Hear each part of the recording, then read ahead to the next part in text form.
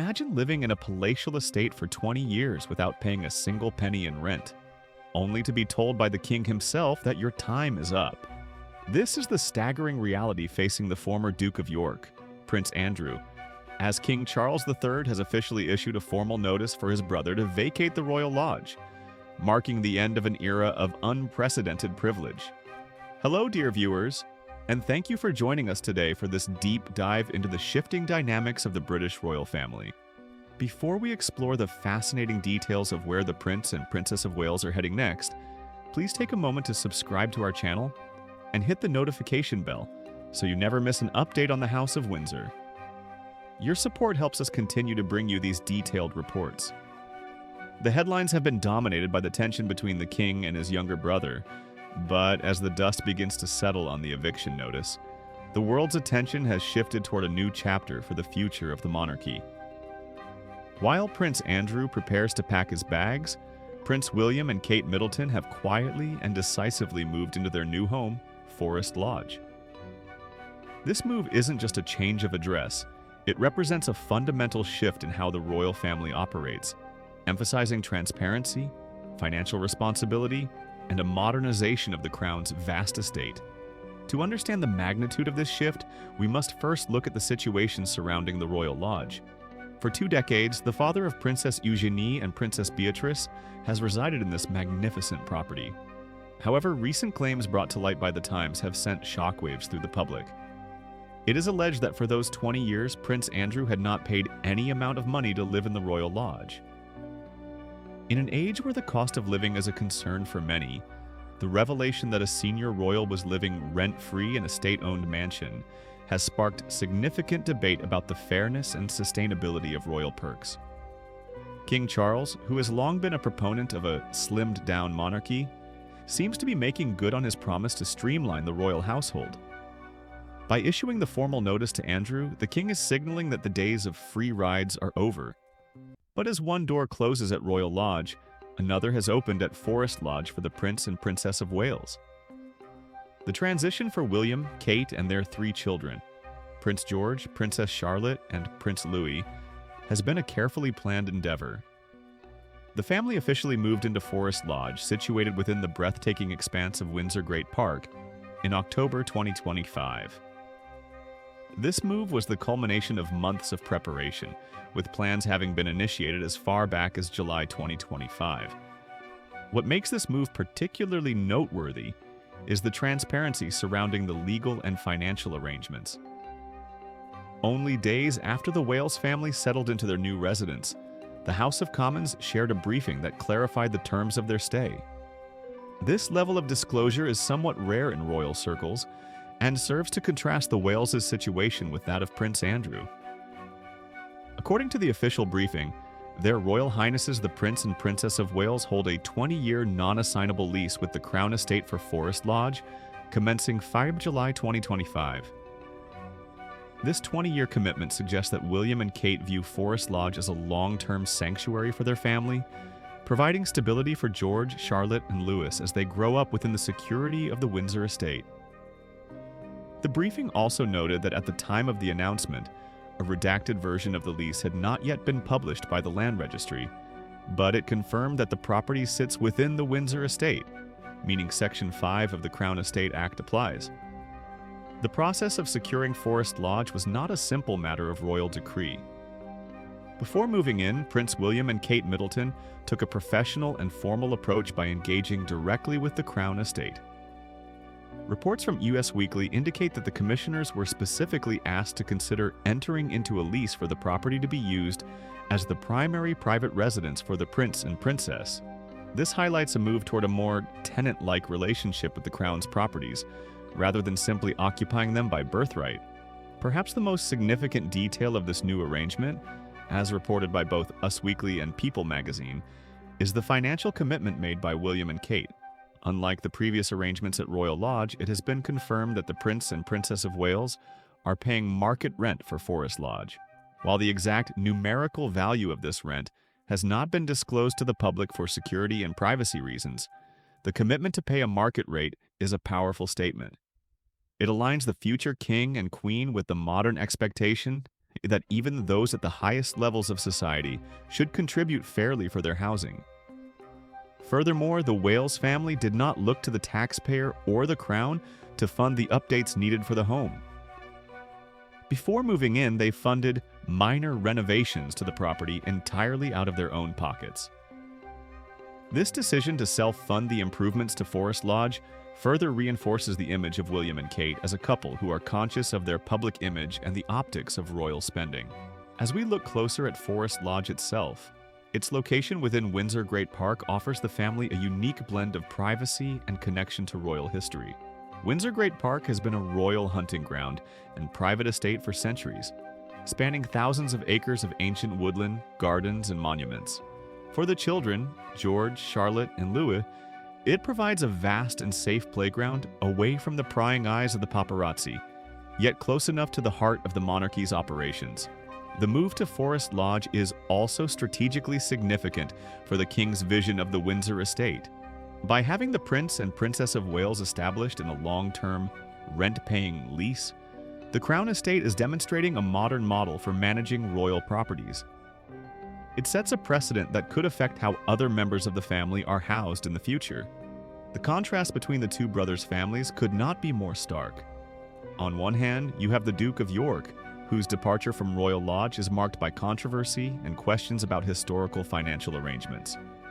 On the other, you have the Prince of Wales, who is entering into a legally binding 20-year lease and paying market rent. This transition marks a pivotal moment in the reign of King Charles III, as he navigates the delicate balance between tradition and the modern world's demand for accountability. But what does this mean for the future of the Royal Lodge? With Prince Andrew moving out, rumors are already swirling about who might take up residence in the Grand House. Some royal experts suggest it could be earmarked for another senior member of the family, or perhaps it will undergo its own set of renovations to be brought up to modern standards for future use.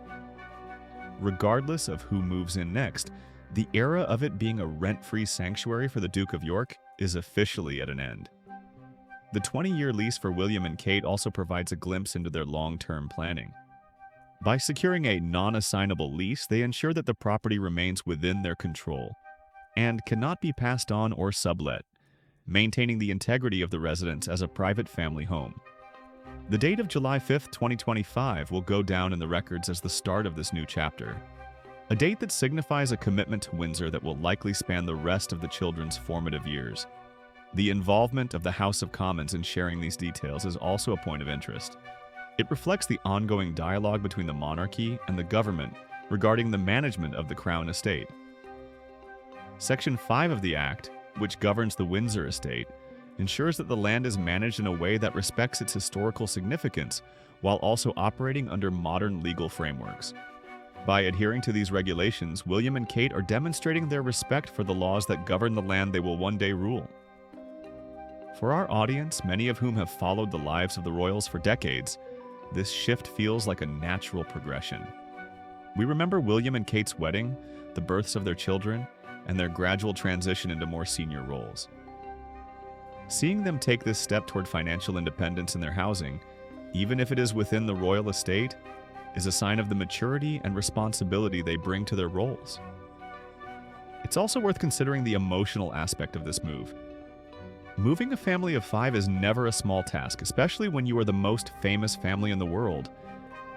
The transition from their previous residence to Forest Lodge would have required careful coordination with security teams, schools, and the Crown Estate staff.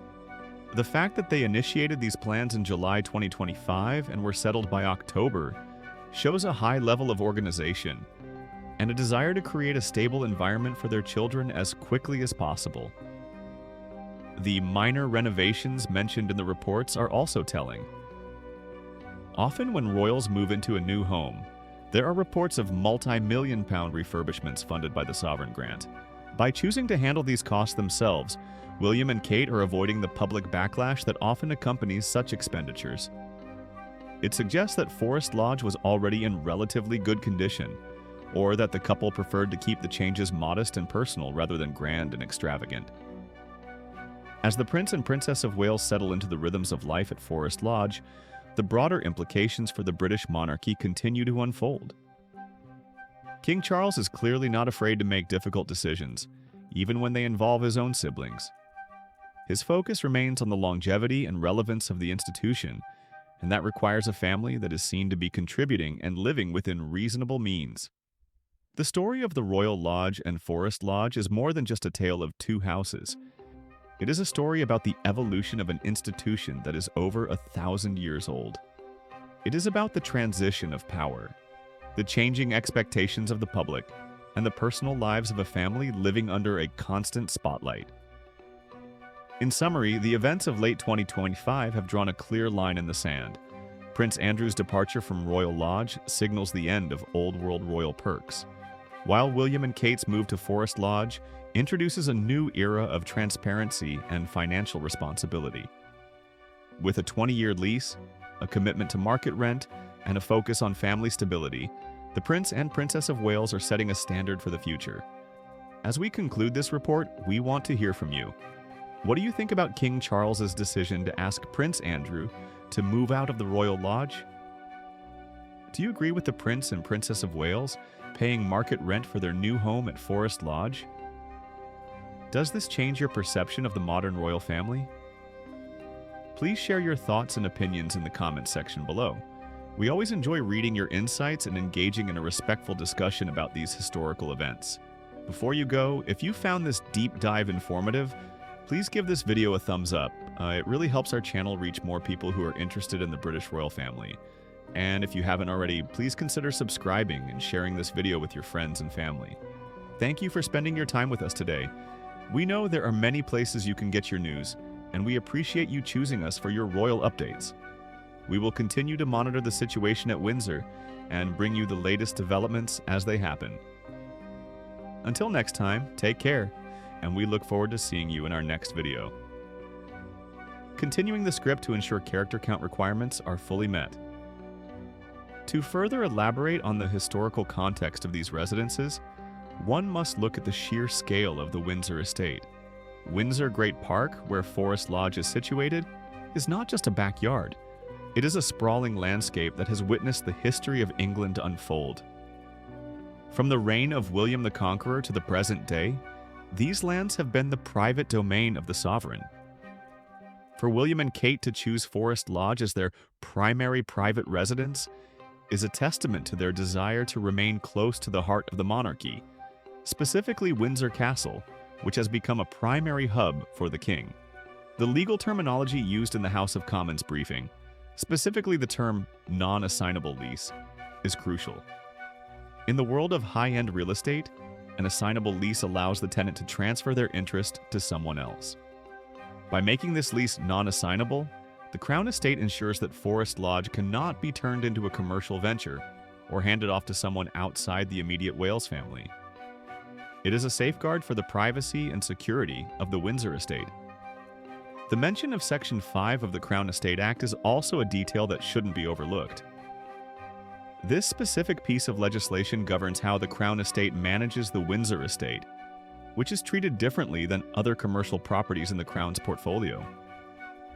Section 5 mandates that the estate be maintained as a royal park and forest, emphasizing conservation and the preservation of its character. By living under this act, the Prince and Princess of Wales are essentially becoming stewards of the very land they inhabit. The timing of the move, starting in July 2025 and concluding in October, suggests a summer of transition. For the children, George, Charlotte, and Louis, this likely meant starting a new school year from a new home base. Windsor offers several prestigious schooling options, and being based at Forest Lodge would significantly reduce the commute and provide a more neighborhood feel within the security of the park. Let's talk a bit more about the market rent aspect. For many years, the finances of the royal family have been a black box, with little transparency regarding who pays for what. By publicly stating that they are paying market rent, William and Kate are aligning themselves with a more Scandinavian style of monarchy, one that is more open about its costs and less reliant on ancient, opaque funding structures. While they still benefit from the security and prestige of the Crown Estate, the act of paying rent is a symbolic gesture of being part of the system rather than above it. This move also speaks to the influence of Queen Camilla and King Charles's vision for a more efficient royal household. The king has been vocal about his desire to reduce the number of working royals and the number of properties they occupy. By consolidating the Wales family into Forest Lodge and moving Andrew out of the massive royal lodge, the king is effectively right-sizing the royal footprint. The royal lodge itself is a massive property with 30 rooms, and its upkeep is incredibly expensive. Reports have suggested that the property requires millions of pounds in repairs that Prince Andrew was allegedly struggling to fund. By bringing the property back under the direct control of the Crown Estate, the king can ensure that the building is properly maintained and preserved for future generations, rather than falling into disrepair. For Princess Eugenie and Princess Beatrice, the move of their father must be a bittersweet moment. They grew up with the Royal Lodge as a family home, and many of their milestone events were celebrated there.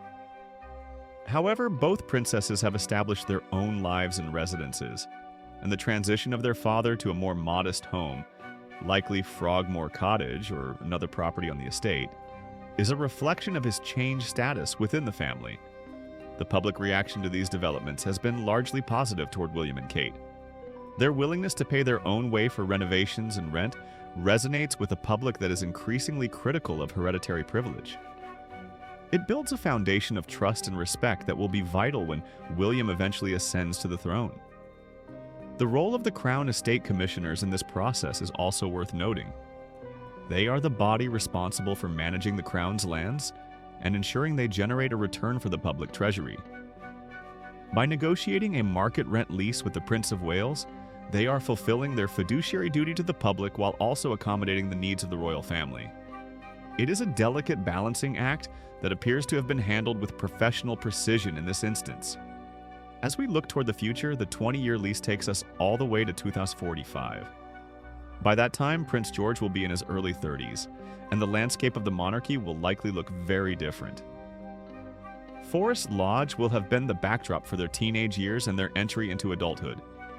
It is more than just a house. It is the setting for the next chapter of the British story. In the coming months, we expect to see more glimpses of the family at Windsor. Whether it's walking the dogs in the Great Park or attending services at St. George's Chapel, the Wales family is now firmly rooted in the Windsor community. This move brings them closer to the king and closer to the heart of the traditions they will one day lead.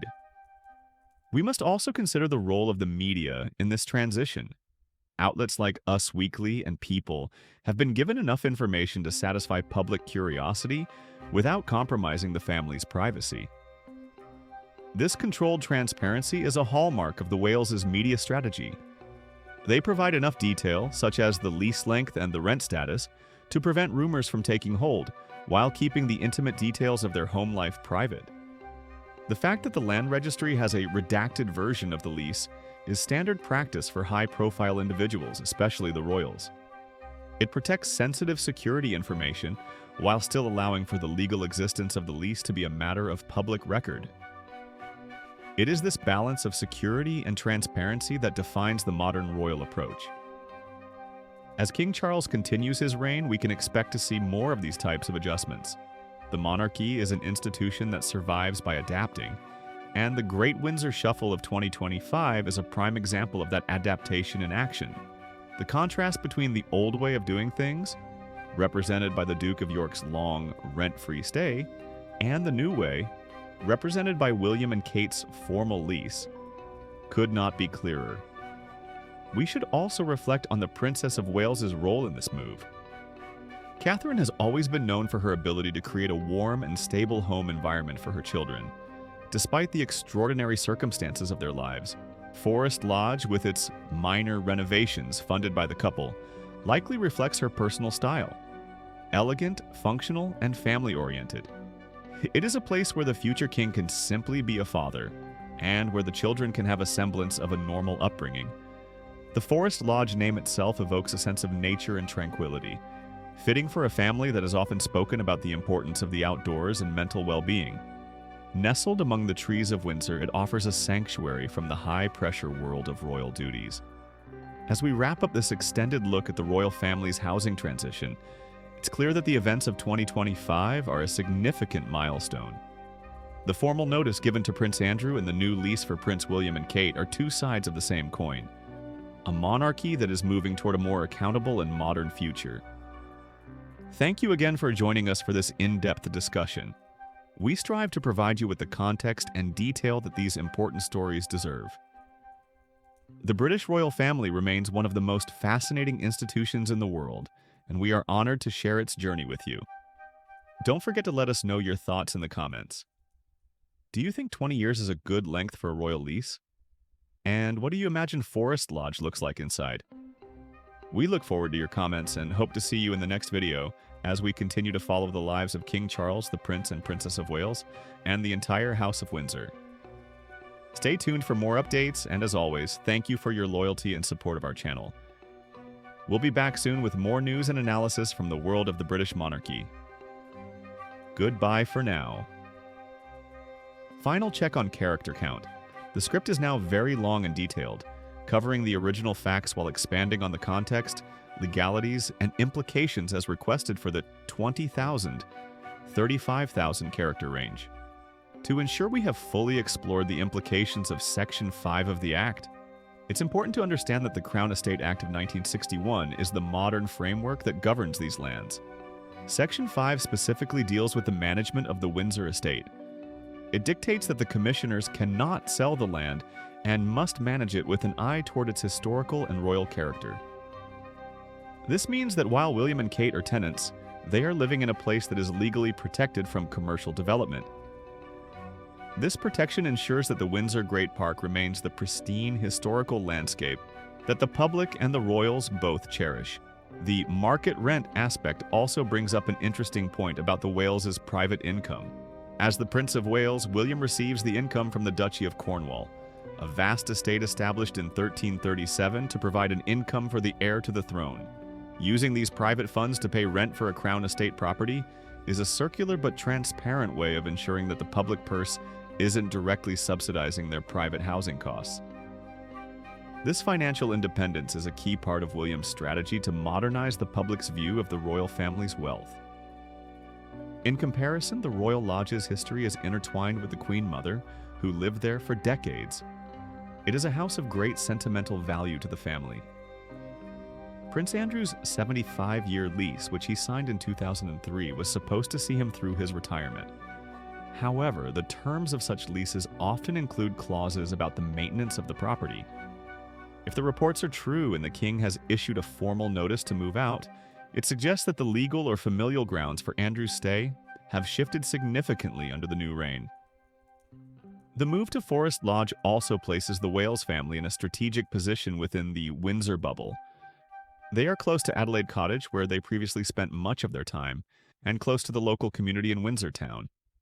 This proximity allows them to maintain their ties to the local area while enjoying the greater space and privacy that Forest Lodge provides. As the children, George, Charlotte, and Louis, enter their teenage years, the stability of a 20-year lease cannot be overstated. It means they won't have to face the upheaval of moving during their crucial exam years, or as they begin to take on their own limited royal engagements. Forest Lodge will be the home they remember most vividly from their youth.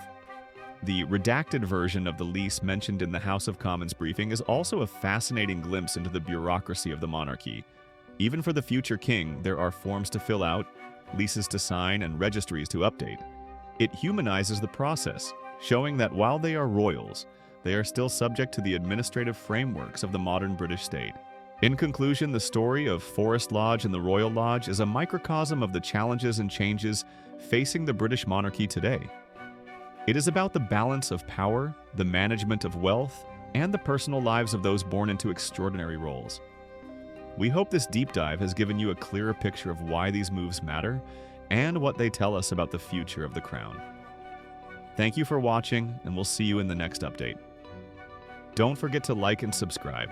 Your engagement is what allows us to keep producing these long-form, detailed reports. We value your time and your interest in the history and current events of the royal family. Until next time.